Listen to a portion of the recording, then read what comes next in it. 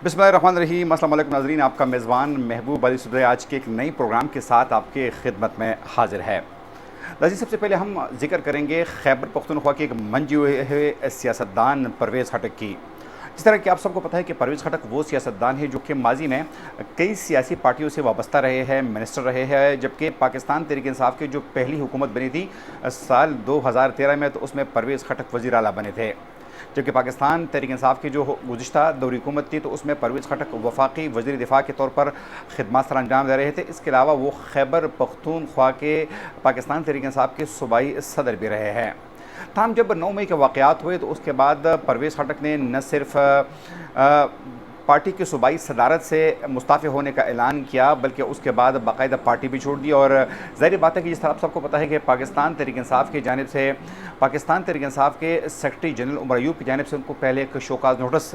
जारी किया जाता है, उसके बाद उनको पार्टी से निकाला भी जाता है। लेकिन इससे पहले परवेज़ खटक ने बाकायदा ये फ़ैसला किया था कि वो इस पार्टी में मज़ीद रहना नहीं चाहते। नाज़रीन, अगर हम पाकिस्तान तहरीक इंसाफ की बात करें, तो इसमें कोई शक नहीं है कि इमरान खान का अपना एक फ़ैन क्लब ज़रूर है, इमरान खान के चाहने वाले ज़रूर है। लेकिन पाकिस्तानी सियासत में जो सबसे अहम बात समझी जाती है वो ये है कि इलेक्टेबल जो है वो किस तरफ खड़े है। इस वक्त अगर हम एक तरफ इस बात का जायज़ा लें कि इमरान खान की पॉपुलैरिटी कितनी है, तो शायद पॉपुलैरिटी आज भी इमरान खान की मौजूद है। लेकिन अगर हम इलेक्टेबल की बात करें, तो ज़्यादातर इलेक्टेबल जो है वो इमरान खान को छोड़ चुके हैं या वो छोड़ने वाले हैं। पाकिस्तानी सियासत जो है वो सिर्फ मकबूलियत का नाम नहीं है, सिर्फ मकबूलियत से आप कामयाबी हासिल नहीं कर सकते, बल्कि आपके साथ इस मुल्क में जो पावर पॉलिटिक्स है, जो इलेक्टेबल्स है, उनका होना बहुत ज़रूरी है। हमारे ज़राए के मुताबिक गुज़िश्ता रात पाकिस्तान तहरीक इंसाफ के जो पुराने सूबाई सदर थे परवेज़ खटक, उनकी रिहाइशगाह पर जो एक अहम मुलाकात हुई है, तो उसमें सिर्फ खैबर पख्तूनख्वा से 47 से लेकर 50 तक अहम साबिक़ अरकान सूबाई असम्बली और कौमी असम्बली उसमें मौजूद थे। और सब ने परवेज़ खटक को गो अहेड दे दिया है कि आप अगर नई जमात का ऐलान करते हैं तो उस पार्टी में हम सब आपका साथ देंगे। हमें ज़राए ने यह भी कंफर्म किया है कि उसमें ऐसे लोग मौजूद हैं कि जिनके नाम सुनकर आपके कान भी खड़े हो जाएंगे। हमारे ज़राए ने यह कंफर्म किया है कि सिवाय चंद अफराद के 3 अफराद जो है जिनका ताल्लुक़ डेरा इस्माइल खान से है, एक का ताल्लुक़ हज़ारा डिवीज़न से है, जबकि मलाकिन डिवीज़न बल्कि स्वात में सिर्फ 2 ऐसे अरकान हैं जो कि उस मीटिंग में शरीक नहीं थे। बाकी खैबर पख्तूनख्वा के जो ज़्यादातर अरकान है, चाहे उनका ताल्लुक़ मर्दान से हो, पेशावर से हो, डी खान से हो, हज़ारा से हो या फिर मलाकिन डिवीज़न से हो, तो वो अरकान की अक्सरियत उस मीटिंग में मौजूद थी, जिन्होंने परवेज़ खटक को ये अहद उनके साथ किया कि हम आपके पार्टी में शमूलियत का ऐलान करेंगे। ज़राए ने यह भी कंफर्म किया है कि परवेज़ खटक जो है वो आइंदा 3 से 4 रोज़ में अपनी सियासी जमात का न सिर्फ ऐलान करेंगे, बल्कि उसको बाकायदा इलेक्शन कमीशन के साथ रजिस्टर भी करेंगे, ताकि आइंदा इंतखाबात में उनको एक इंतखाबी निशान भी अलाट किया जाए और बाकायदा वो इस इलेक्शन में भरपूर तरीके से शिरकत भी कर सकें।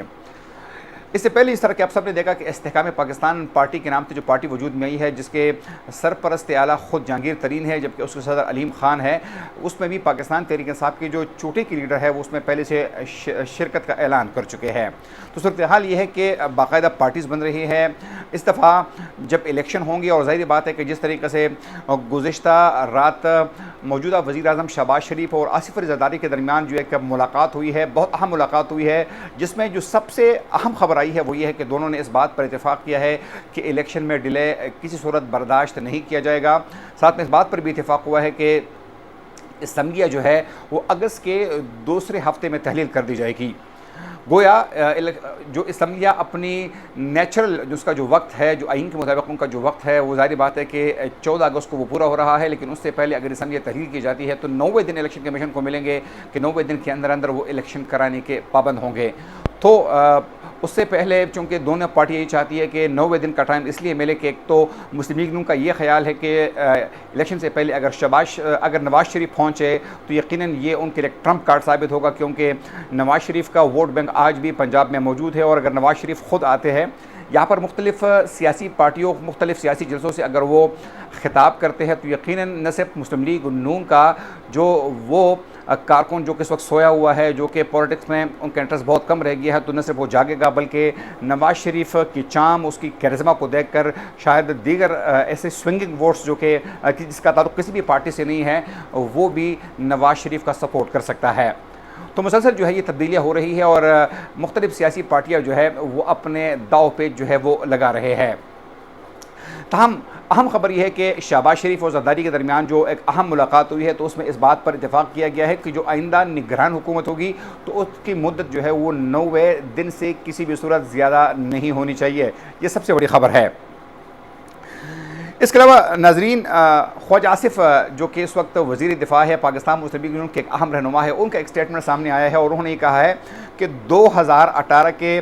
تجربے نے ملک کی معیشت داؤ پر لگا دیا ہے، ملک کی معیشت کو تباہ کر دیا ہے. ان کا اشارہ یقیناً عمران خان کی طرف ہے اور ان کا یہ کہنا تھا کہ آج بھی کچھ ادارے عمران خان کے ساتھ اس طرح محبت کرتے ہیں کہ جب وہ ان کے پاس چلے جاتے ہیں تو کہا جاتا ہے کہ گڈ ٹو سی یو. خواجہ آصف نے مزید یہ کہا کہ جب خود ان پر کیسز بنے تھے اور وہ سپریم کورٹ اور ہائی کورٹ میں پیش ہوتے تھے تو ان کی ضمانت نہیں ہوتی تھی، جبکہ دوسری جانب بقول خواجہ آصف کے عمران خان کے ایک دن میں 12 سے 20 تک مختلف کیسز میں ان کی ضمانت ہو جاتی ہے، ان کے لیے کوئی رکاوٹ ہی نہیں ہوتی. اور بقول خواجہ آصف کے کہ اس وقت بھی عدلیہ کے ججز جو ہے وہ عمران خان پر مہربان ہے. تو یہ ان کی طرف سے کہا جاتا رہا ہے کہ عمران خان جو ہے وہ آج بھی کچھ اداروں کے چہیتے ہیں جن کے ساتھ آج بھی بھرپور رعایتیں برتی جاتی ہیں.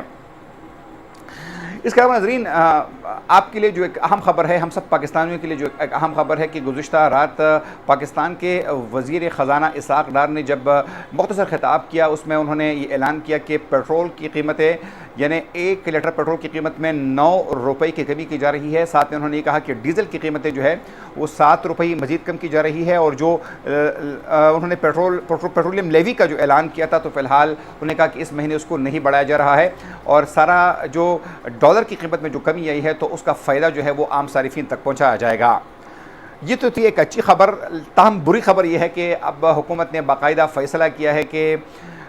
گیس کی قیمتیں مزید بڑھائی جا رہی ہے، بجلی کی قیمتیں مزید بڑھائی جا رہی ہے، بلکہ بجلی کے لیے تو اب تک اعلان بھی کر دیا گیا ہے 5 روپے فی یونٹ کے حساب سے بجلی مزید مہنگی کی جا رہی ہے. اور اس طریقے سے اب بجلی کا 1 یونٹ جو ہے وہ تقریباً 50 روپے تک پہنچ گیا ہے.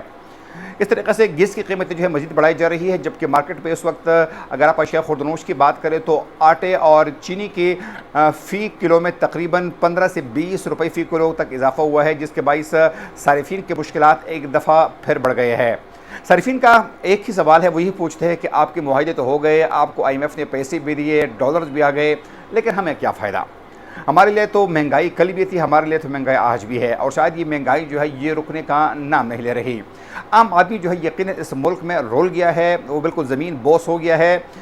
تعلیم تو درکنار، ٹیکنالوجی تو درکنار، سہولیات تو درکنار، اب ایک عام آدمی جو ہے وہ 2 وقت کی روٹی کے لیے باقاعدہ ترس رہا ہے. اور یقیناً یہ کوئی مبالغ آرائی نہیں ہے، یہ گراؤنڈ ریئلٹی ہے کہ آپ